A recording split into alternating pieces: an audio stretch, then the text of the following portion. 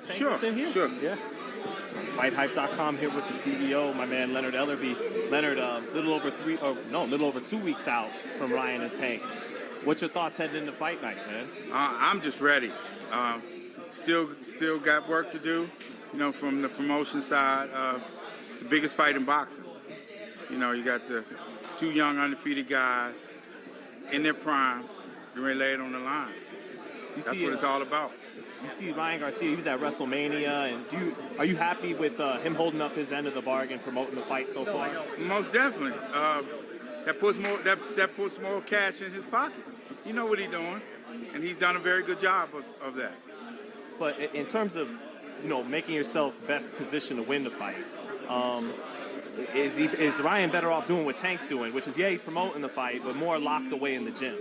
Well, Ryan Garcia, he knows what he's up against, and trust and believe, he's very, very concerned, you know, on what's going to happen on the 22nd of April. Again, expecting a knockout, and you know who that's going to be. Have you seen some of Garcia's training lately, throwing bombs on the mitts and whatnot? No, he did all that's cap. Anybody can see through that. I mean, you know what it is. Take nothing away from him. He's a good ass fighter, and he gonna come and bring it. He get knocked out, but he gonna bring it. What's underrated about him, you feel?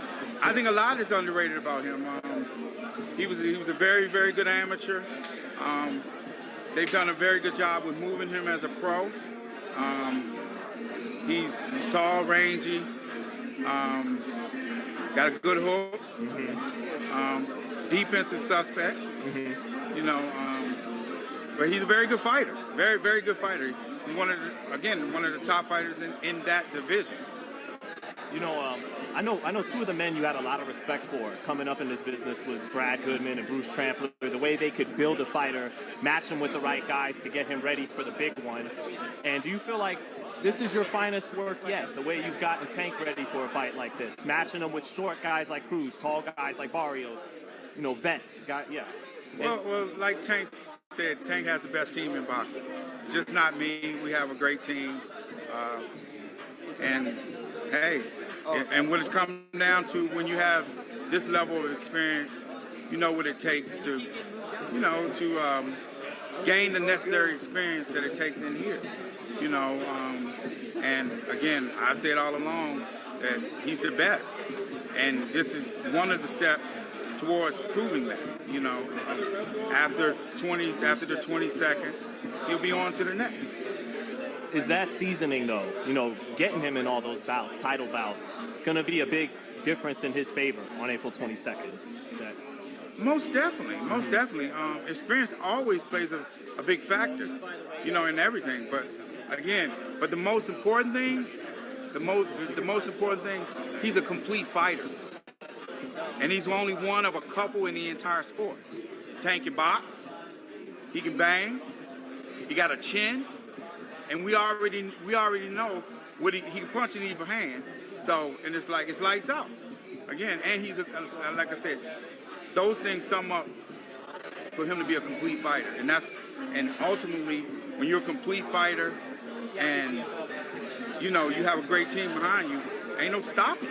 I'm curious, who do you consider complete alongside him in the sport? I know Canelo. Canelo Alvarez. Yeah.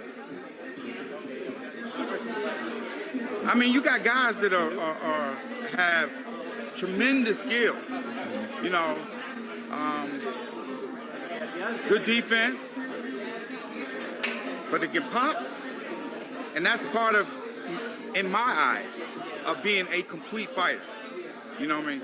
Tank does everything better than all of those guys, any of them. And they say, oh, this guy's a better boxer than Tank. No, he not. Y'all just ain't seen it. So that is the only time I'll bring them up, because we're here for Ryan Garcia and Gervonta. But is that what will separate him from Stevenson and Haney? That he's got skills too, but he's got the power along with those skills? Man, in a 12-round fight, none of them can beat him. None of them. Fuck some sparring. In a 12-round fight, ain't happening. And some 8s? Ain't happening. Well, like you said, like you and Floyd always say, you got 12 rounds, 12-round fighter. And so with Ryan, we know how patient Tank is. Tank saying, I'm going to get him in 7 or 8. That's his, prediction. That shit could be 2. I don't know. We gonna find out. That's what we gonna find out. I think early too, whether he can take a shot. And that don't mean to the head. It could be to the body. Tall frame, tall. It could be to the head and the body, or it could be the body to the head. We're gonna find out if he could take a shot. So that leads me to my question. Do you think Tank's as patient with Ryan as he always is, and Ryan's able to win some early rounds because of that? Well, why are you taking your time? Tank is very, very seasoned, especially for his age, because again his IQ is off the charts. That's what I'm saying. It's like he's always 1 or 2 steps ahead. One thing that he's the best at is setting traps. Out of all of those fighters out there, him and Canelo are the best at setting traps. When did you first realize that with him? Was it in the gym? You saw him do something in sparring, and you go, okay, he doesn't just punch hard and is fast. He can set traps. Yeah. Well, again, people just think that he can just punch, and But Tank is a tremendous boxer. The general public just hadn't had a chance to see that.